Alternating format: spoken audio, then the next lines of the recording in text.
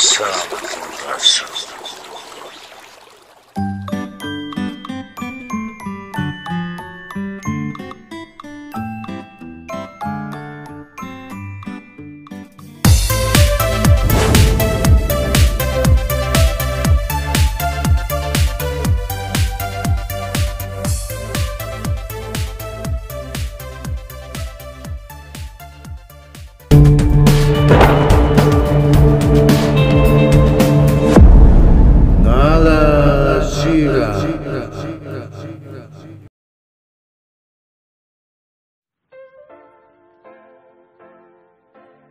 Halo pemirsa, sesampainya di lokasi Arca Domas, tim segera bersiap-siap melakukan penelusuran. Yuk ikuti penelusuran kami hanya di Alasira.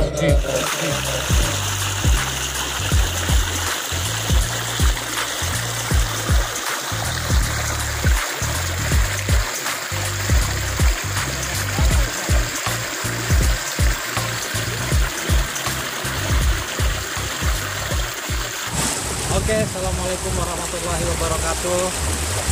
Sampurasun, kembali lagi bertemu bersama kami di Jati Channel Alasira.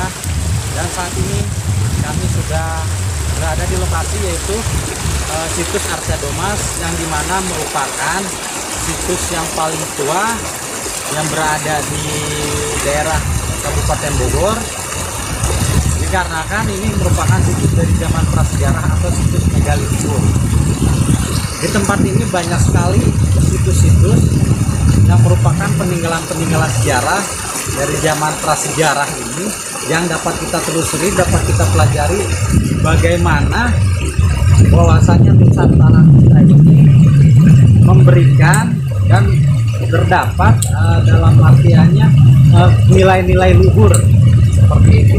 Peradaban dari zaman dahulu, bahwasanya di tempat ini telah ada peradaban yang cukup baik. Maka daripada itu, untuk selanjutnya mari kita sama-sama kita telusuri situs-situs yang berada di situs Arca Domas ini, atau yang disebut dengan situs Jepang. Mari kita lihat.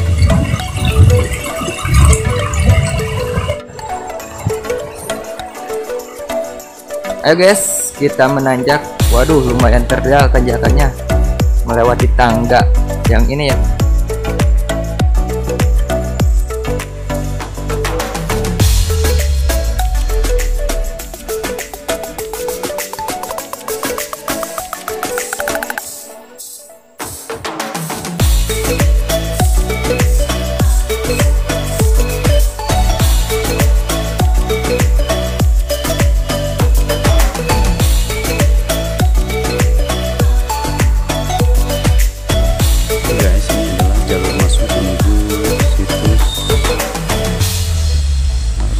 Domas.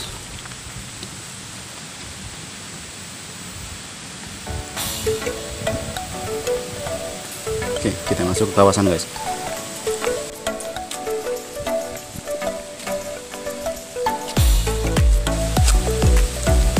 Di sini sudah mulai terlihat munculan batu-batu. Sepertinya ini adalah peninggalan purbakala guys.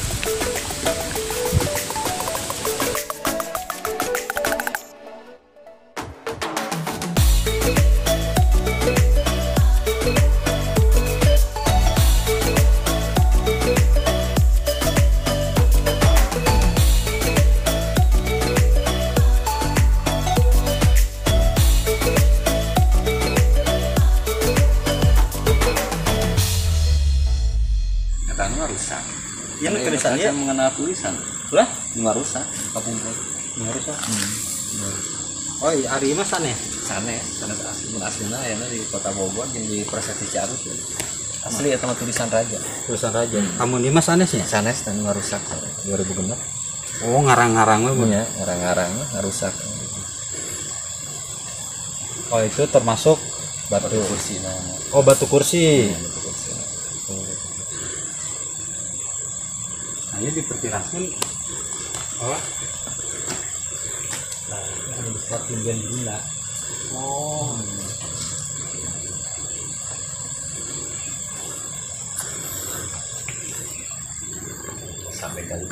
masa megalit itu.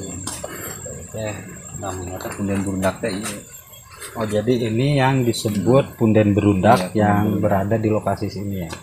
Punden berundak terdiri ada batu menhir. Batu menhir. Batu menhir itu untuk pertanakan untuk salah satu pemujaan nenek moyang. Jadi kalau misalkan orang para ritual itu menghadapnya ke Gunung Salak. Ini Gunung Salak ke arah sana. Gunung Salak. Usianya 3.000 sampai 5.000 tahun sebelum Masehi. 3.000 sampai 5.000 tahun sebelum Masehi. Jadi memang diperkirakan ini tempat apa ritual ya? Ya, salah satu pemujaan nenek moyang atau tempat peribadatan. Peribadatan pada zaman dulu. Masih animisme, dinamisme ya, percayaan. Dari dulu seperti ini ya? Emang udah gini dulu. Dari dulu.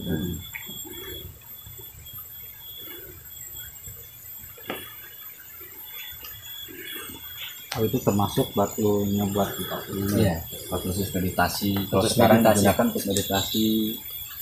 Oh, Karena sini untuk tawasul atau peribadatan sih. oh suka Hadiah ada atau misalkan sekarang hadiah sih. karena tempat meditasi. Iya, tempat meditasi untuk menghuni orang-orang zaman dulu kan untuk cari ketenangan apa biasanya di gunung-gunung. Memang rata-rata kalau orang dulu ada di gunung. Di gunung. Nah, kalau ini namanya batu sejadah. Batu sejadah disebutnya atau batu dolmen. Namun batu sejadah itu dulu kan belum ada musola ya. Jadi orang pada jarak ke sini pada ini sholatnya di sini. Ini kan hadap kiblat barat ke barat. Kalau cerita masyarakat dulu ini pernah digunakan sama yang Prabu Siliwangi sama Pak Karno tempat meditasi. Ini diperkirakan seperti telapak. Iya, telapak kaki. Ini diperkirakan seperti telapak kaki. Jadi batu dolmen atau sejadah atau batu dolmen disebutnya. Iya. Yang diperkirakan pada saat dulu pernah dipergunakan oleh Prabu Siliwangi dan sama Pak Karno untuk meditasi. Untuk meditasi.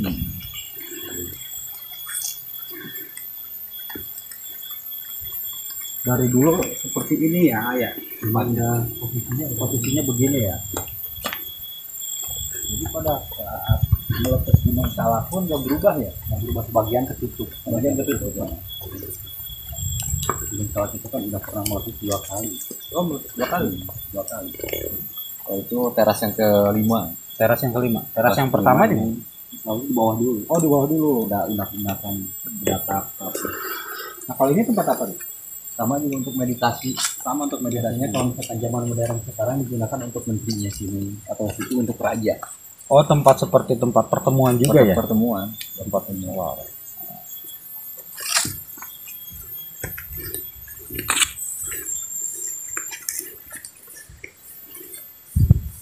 Jadi bukan makam gitu ya? Kebanyakan batu-batu yang berdiri tegak itu namanya batu menhir. Jadi punden berundak itu ya batu bertumpuk gitu ya? Bertumpuk. Hamparan batu. Hamparan batu bertumpuk. Yang di bawah juga sama punden berundak? Punden berundak. Oh, bukan berupa apa? Makam patah.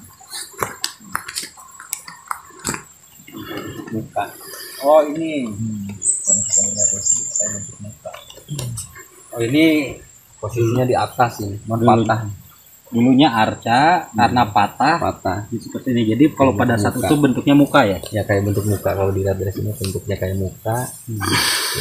Kalau arca itu kan patung ya. Kalau domas itu 800. Harusnya ada 800 patung. Harusnya ada 800 patung. Sini nggak ada patung. Cuma yang berdiri tegak yang namanya batu menhir juga. Cuman masyarakat di sini sebutannya arca domas. Jadi ini kayak bentuk muka. Kayak bentuk muka ya? Muka. Jadi domas itu artinya 800 ya? 800. Jadi mewakili batu-batu yang berdiri tegak ini. 800 arca berarti. Ya, 800 arca atau patung. Cuma di sini tidak ada arca. Iya, tidak arca ataupun patung. Nggak ada. Hanya berupa tumpukan batu. Yang dinamain arca domas itu kan ada 2 ya, di Megamendung 1. Kalau di Megamendung itu betul ada arcanya ya. Cuma sekarang tinggal 5 lagi. Sebagian kan masyarakat dulu nggak tahu ya. Tapi memang dari dulu tidak ada arcanya atau emang nggak ada bentuk patung? Nggak ada bentuk patung? Iya, cuman kayak bentuk muka. Nggak tahu dulu mau banyak ya. Masyarakat juga kan nggak sembarangan bikin nama ya. Kebanyakan cuman ini juga ada yang ngambil. Oh gitu. Jadi dalam artinya memang mungkin diperkirakannya dulu memang banyak patung, Iya, cuma banyak kayak bentuk-bentuk muka itu kan kayak patung, kayak arca, Kayak jadi sebutannya arca. oh seperti itu. Ya mungkin kalau mungkin orang dulu mah menganggap ini arca itu bukan patung, mungkin Iya, seperti bukan patung, tumpukan. seperti Tumpukan ini tuh disebutnya arca ya. Sedangkan arca sendiri berupa patung. Iya, betul. berupa patung. Ini yang berdiri tegak. Di bawah teras 1, 2, 3, 4, 5. Oh jadi utamanya di Di bawah, bawah dulu. satu, Iya. kedua, ini kedua ya? Iya, ini kedua. Ini kedua, ketiga, keempat, kelima. Biasanya kalau misalkan untuk yang di bawah biasanya untuk masyarakatnya, ini untuk gubernur apa bupati gitu. Ini untuk gubernurnya, itu ada apa menterinya sampai raja, tingkat presiden lah. Ada masing-masing ada terasnya. Oh jadi dalam artiannya memang tempat ritual Iya, tempat ritual. pada saat zaman dulunya dalam dengan dimana urutan berdasarkan kastanya itu ya. berdasarkan kasta. Jadi bukan merupakan satu tempat dalam artian misalkan keraton atau itu bukan ya? Bukan. Jadi memang dulunya itu adalah merupakan tempat ritual, Ritual atau tempat pertemuan. tempat pertemuan ya. Pertemuan para raja atau para leluhur. Jadi memang dari zaman 5000 sebelum Masehi diperkirakan. Masa persejarah ya, belum mengenal tulisan. Berarti belum mungkin mengenal berhubungan dengan Gunung Padang berarti sih. Iya, ini ada hubungannya dengan Gunung Padang. Ini sama juga, salah satu pemujaan nenek moyang. Oh, seperti Cuman perbedaannya dari lokasinya memang di sini aja atau kalau sini kan ada sebetulnya dari bawah dulu, namanya Kramat Kasang atau Enong Kasang. Kalau yang di bawah namanya Balai Kambang. yang Jadi, pas sebelum masuk ini? sebelum masuk itu kan ada ya Balai Kambang. Jadi sebelum naik ke sini itu kita mensucikan diri dulu. Jadi yang di yang di bawah itu namanya air keuripan. Yang aliran air. Aliran itu air keuripan. Cuma sekarang kan gitu air keuripan. Ya. Jadi memang dalam artiannya untuk wilayahnya ini, lokasinya ini dari sebelum masuk itu sudah ada sampai ke sini ya. Jadi kan itu Balai Kambang pertemuannya sebelum peribadahan ke sini mensucikan diri dulu, bebersih dulu, lah mandi Bebersih, dulu. ya. Kalau bisa naik di sini. Kalau mungkin sekarang kita mah kayak tempat wudhu. Iya, tempat wudhu dulu.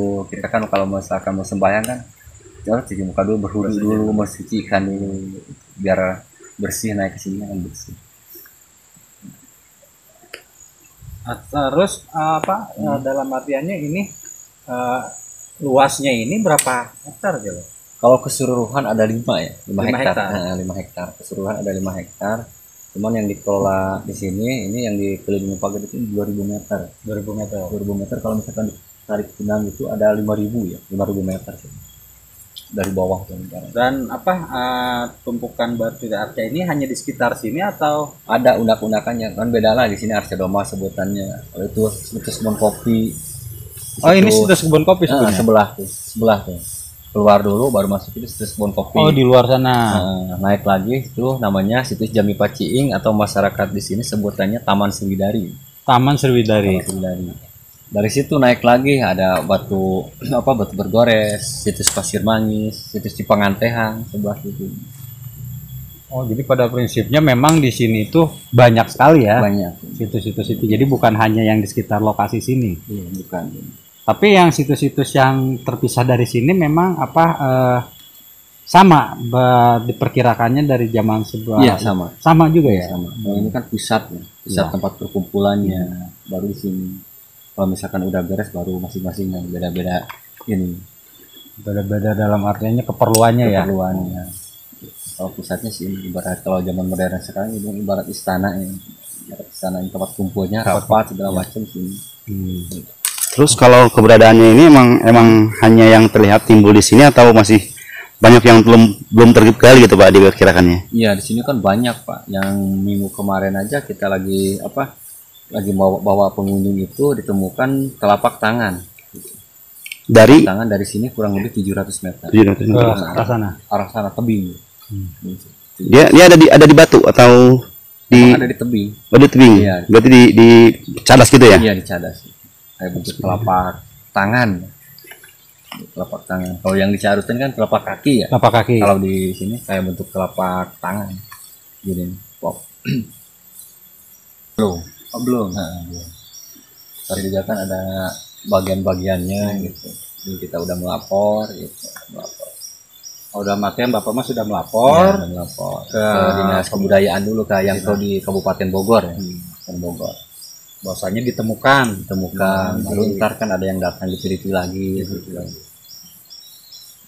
Jadi memang dalam pengertiannya masih banyak yang belum terungkap. Iya, seperti masih itu banyak. di sini. Masih banyak situs yang tertutup.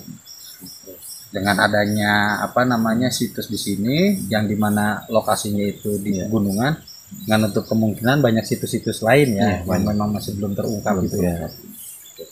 Nah, sementara itu yang baru ditemukan itu adalah telapak tangan, telapak tangan, kurang lebih 700 meter dari sini. Kalau untuk hubungan dengan kerajaan Pajajaran, apakah ada keterkaitan atau tidak dari Arca Domas ini? Kalau di sini ada ya. Soalnya kan 2012 itu ada penelitian dari kantor. Ini ditemukan ada abad ke-14. Jadi meyakini bahwa dari masa prasejarah, masa Pajajaran juga tempat ini terus digunakan. Jadi nggak putus. Masyarakat di sini kan umumnya ini Patilasan Eyang Prabu Siliwangi. Jadi bahwasanya masyarakat di sini pun meyakini di tempat ini adalah merupakan salah satu tempat petilasan dari Eyang Prabu Siliwangi gitu, Raja Pajajaran. Jadi sampai sekarang terus menerus ini menggunakan dari masa prasejarah, masa Pajajaran juga. Terus sampai sekarang juga kan cucu-cucunya pada napak tilas lagi di sini. Cucu-cucu dari Pajajaran. Pajajaran juga. Apakah diartikan yang yang merupakan kemungkinan cucu dari Pajajaran ini dipastikan bakal ke sini menurut keyakinan dalam artian cerita-cerita dari kalau misalkan untuk keyakinan yang sering diceritakan orang tua dulu itu ke Arca Domas itu ntar bakal kedatangan ke 25 negara di sini. 25 negara. Berarti itu kan masih buyut-buyutnya mencari petilasan-petilasan orang-orang tua dulu. Kalau untuk saat ini Pak, kunjungan dari mancanegara ada juga? Kalau mancanegara belum. Oh, masih masyarakat sekitarnya lokal lah, kebanyakan warga lokal. Kalau untuk sejarah yang pertama kali menemukan untuk lokasi di sini, kalau pertama kali ditemukan kan oleh Belanda. Oleh Belanda. Iya, oleh Belanda tahun 1914 itu oleh Belanda. Terus ininya lagi tahun 50 itu udah kebuka cuma sedikit. Itu tahun 50 itu cuman yang dikasih honor itu kakek tahun 1902 itu udah dikasih kepercayaan di sini, dikasih honor ya atau dikasih SK namanya juru kunci. Kalau sekarang kan juru pelihara, kalau dulu kan juru kunci. Udah dikelola sama pemerintah. Jadi ditemukan ini oleh pemerintahan Belanda tahun 1914 ya. Sehingga dalam artiannya setelah ditemukan oleh pemerintah Belanda, diteliti sehingga alasnya dikelola, dan yang juru kunci pertama adalah leluhur dari kakek Kang Deni gitu. Mulai dari tahun 1982. Dari 1982. Berarti udah 41 tahun berarti ya. Berarti dari 1914 sampai 1982 itu tidak ada yang mengurusi batu sini. Ada, masyarakat juga kan kalau misalkan mau ke atas nih mau jarah, sebetulnya kan jarah ini masuknya wisata religi, ya bersihin gitu. Jadi dalam artiannya kalau dari 1914 sampai 82 itu masyarakat sekitar sini aja ya. Baru pada 1982 ditunjuklah yang dalam artiannya untuk mengelola, mengurus dan bertanggung jawab ya. Bertanggung jawab di sini. Adalah leluhur dari Kang Deni. Berarti juru kunci pertama untuk di sini adalah kakeknya Kang Deni.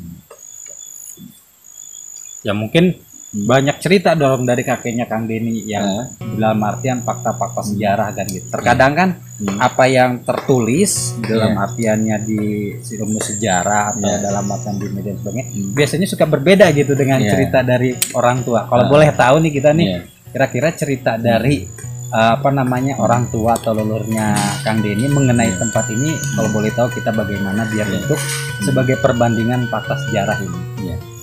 Gini kan kalau misalkan orang tua kakek Kang Deni, jadi kalau misalkan kita kesini itu kan maksudnya wisata religi atau wisata sejarah ya. Jadi kita kesini itu napak tilas. Jadi kita kalau misalkan dulu itu kan masih bercocok tanam ya, menanam padi. Jadi kalau misalkan mau tanam padi terus udah panen biasanya suka ritual di sini.